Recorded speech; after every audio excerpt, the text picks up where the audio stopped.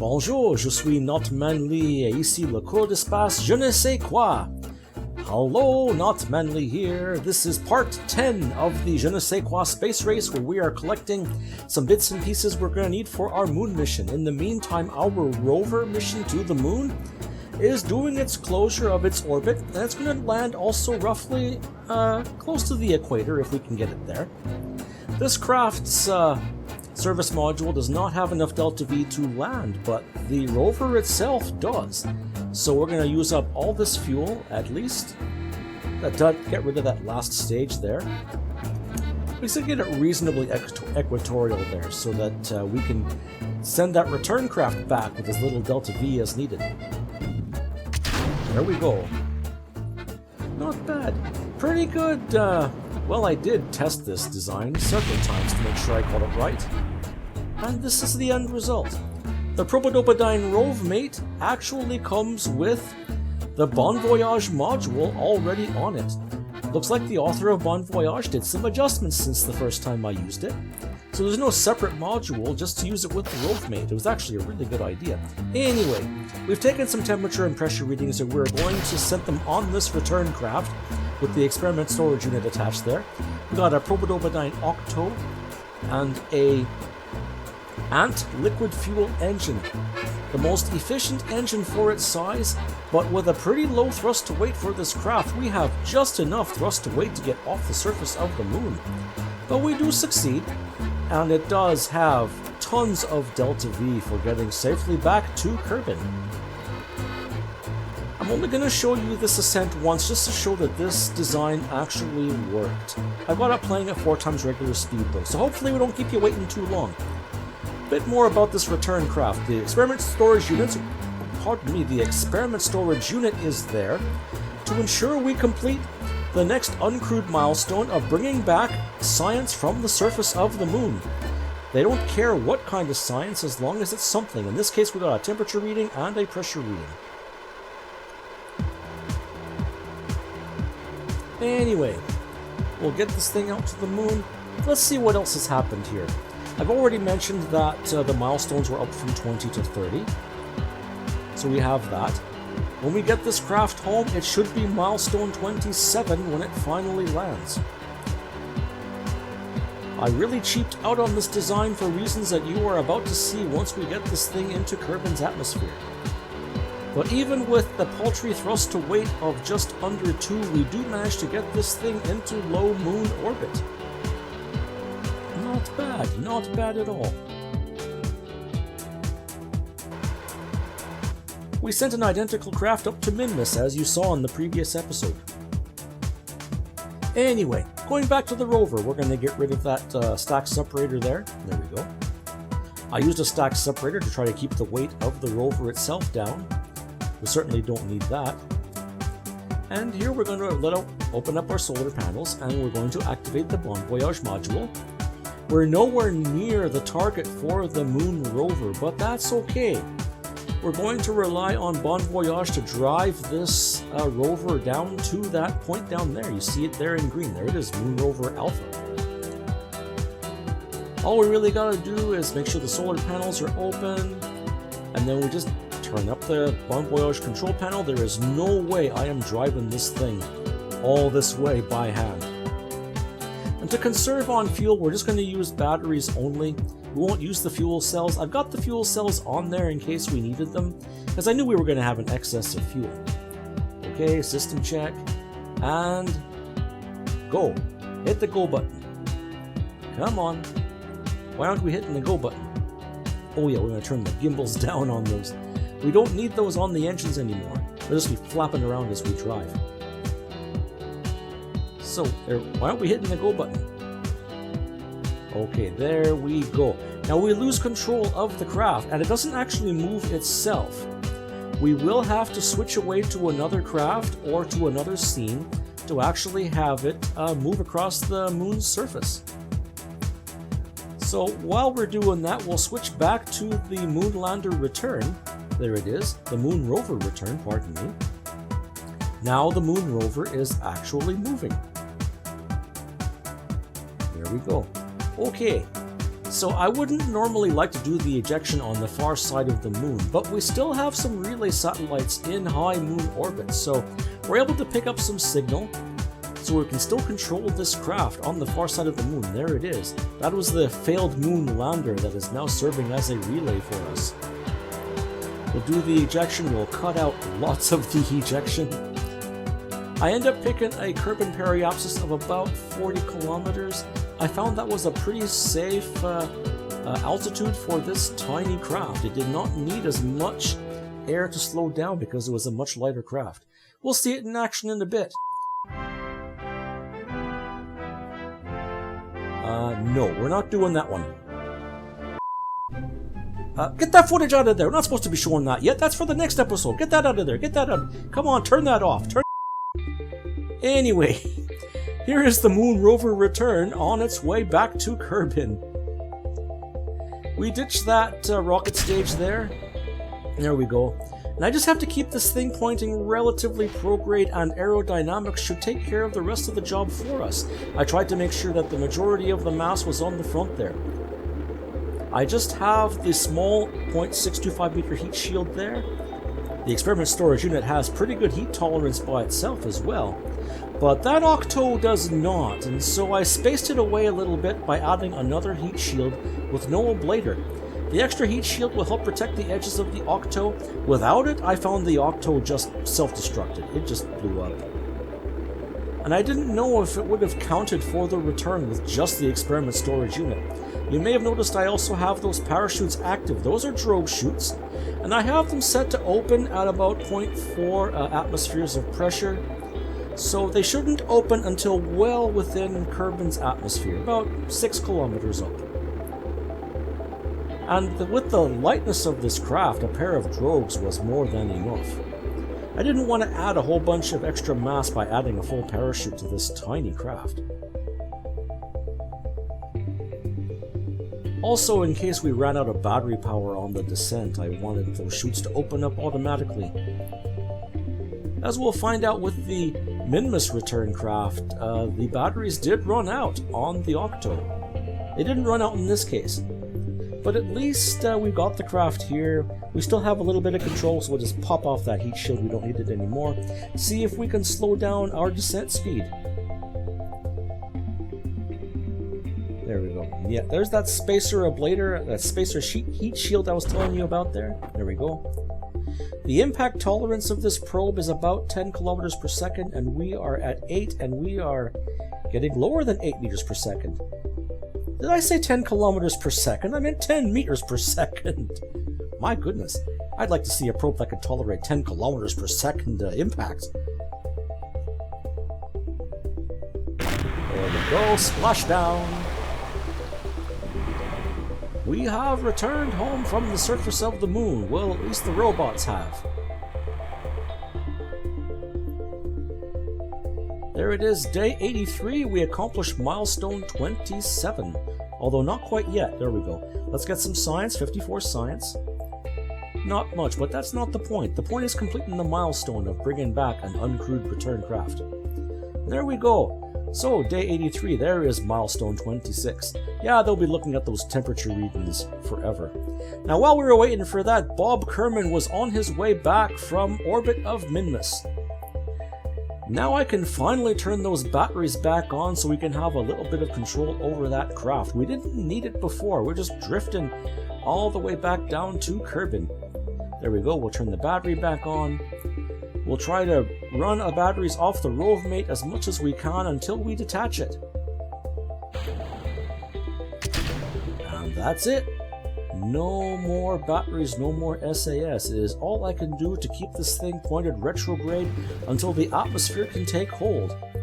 And that rovemate just did not tolerate the slightest of overheating.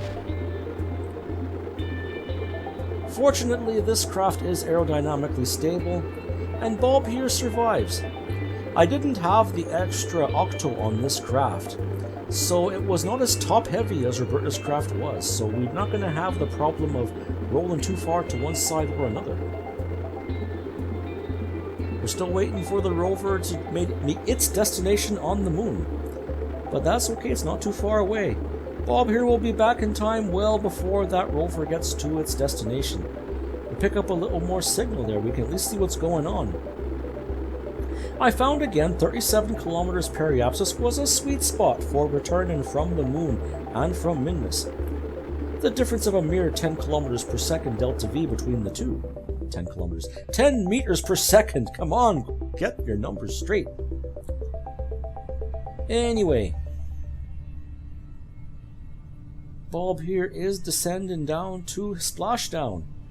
I don't believe he's been over the Greenwich Sea before, so we have more opportunities for science.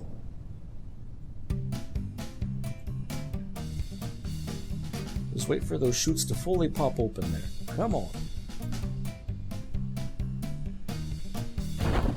There we go. Flying low over the Greenwich Sea. Bob goes quick and gets an EVA report and then gets back into that capsule there. There you go, Bob. The ever-eminent scientist. Come on, the suspense is killing me. I've got this thing playing 4 times speed and 4 times time warp. You'd think that'd be fast enough. Oh, there we go. We can just see the surface of the water in the gloom. Splashdown.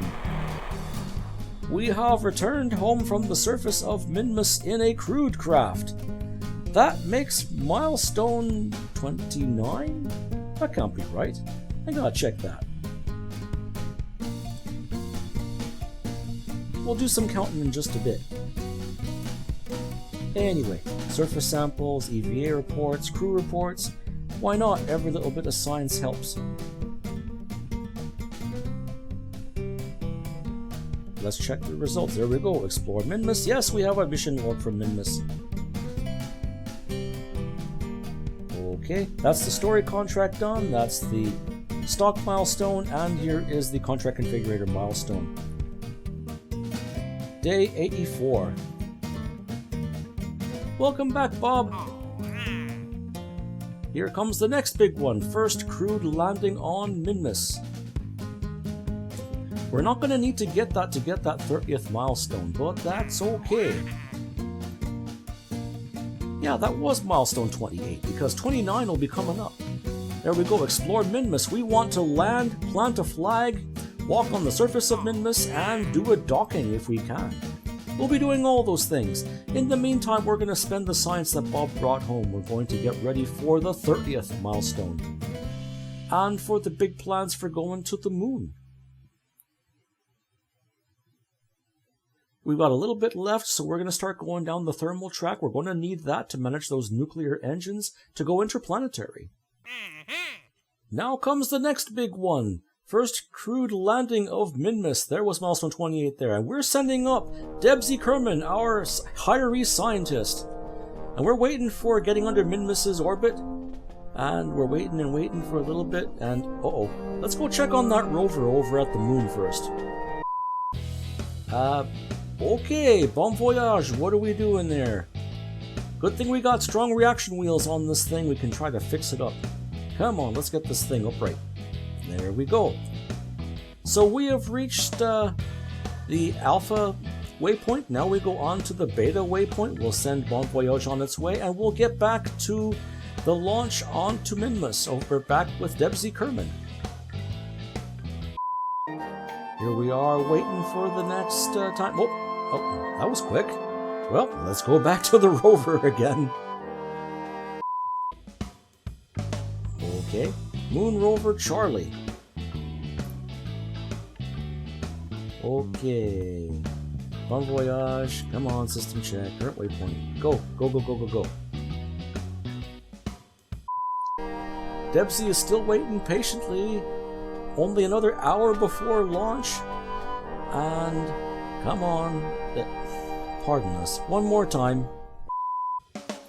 Come on, Rover. You're stealing the spotlight. Come on, Rover. Let's transmit some science and let's get milestone 29 over with. There we go. Robotic rover on the moon. Milestone 29. Finished as of day 85. Just one more. Anyway, we can finally send Debsy on her way. It It is a much lighter command craft. We're not trying to send an entire lander up on this, so Debsy's going to have Delta V to spare for all kinds of maneuvers above Kerbin and above Minmus. Which is good, because I found out we needed that Delta V later for reasons that I will tell you in a future episode. But until then, let's get Debsy up there. Come on, Debsy. Let's get you up to Minmus. Rather steep gravity turn, eh? But that's okay. We got thrust to weight and Delta V to spare. We should not have a problem getting this thing to low Kerbin orbit in an efficient manner.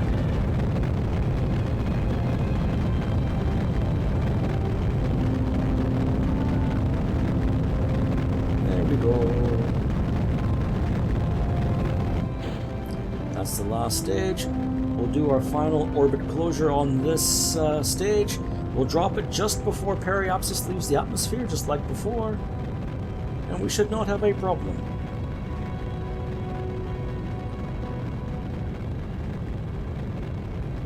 I kind of like that design.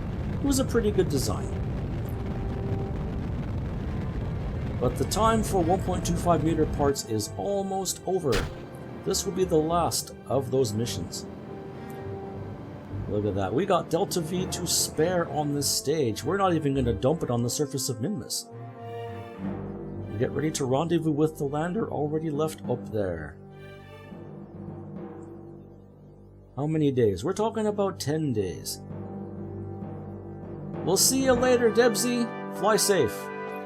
In the meantime, the robotic lander we sent up to Minmus is on its way to land. This stage had a lot more Delta V, but I had to do a pretty extreme normal correction to get make sure I got signal when I landed this thing. So it ran out of fuel.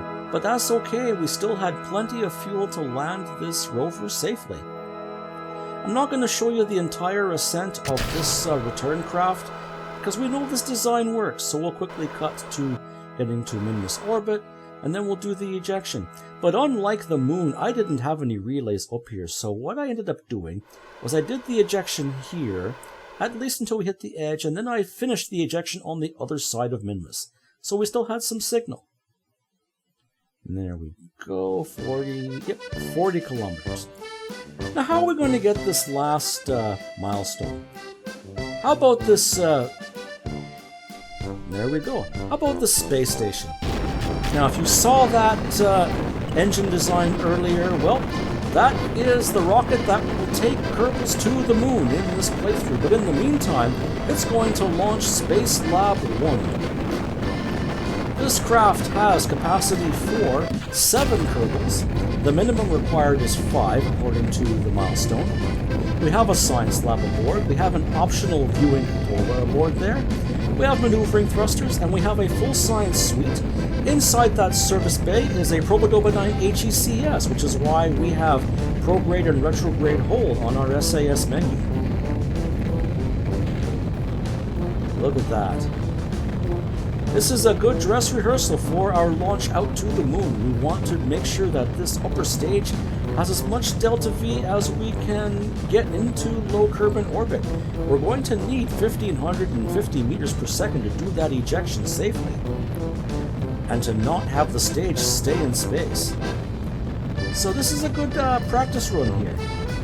We'll put the station nice and high, about 105 kilometers up. And there we go. We are almost done getting this station up. I got that timer up there because we are just on the end of day 86, and I want to get in there before Lathe Initiative's day 86 20 milestone run. Come on, Space Lab 1. We're almost there.